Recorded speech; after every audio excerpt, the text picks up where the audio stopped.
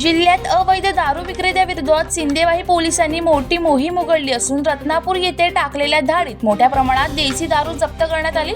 या कारवाईमुळे अवैध धंदे करण्याचे धाबे दणाणले आहेत। 16 मे रोजी सिंदेवाही पोलीस स्टेशनच्या पथकाने मौजा रत्नापूर येथे अचानक छाप टाकला। या कारवाई दरम्यान आरोपी सुरेश शामराव गवणे यांच्या ताब्यातून तब्बल 270 देशी दारूच्या बाटल्या जप्त करण्यात आल्या। पोलिसांनी आरोपी विरुद्ध महाराष्ट्र दारूबंदी कायद्यान्वये गुन्हा दाखल केला असून पुढील तपास सुरू आहे।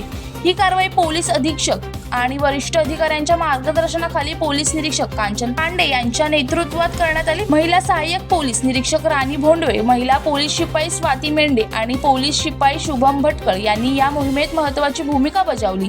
सिंदेवाही पोलिसांच्या या कारवाईचे परिसरातून स्वागत केले जात आहे। मिथुन मेश्राम, जनशक्ती, चंद्रपूर।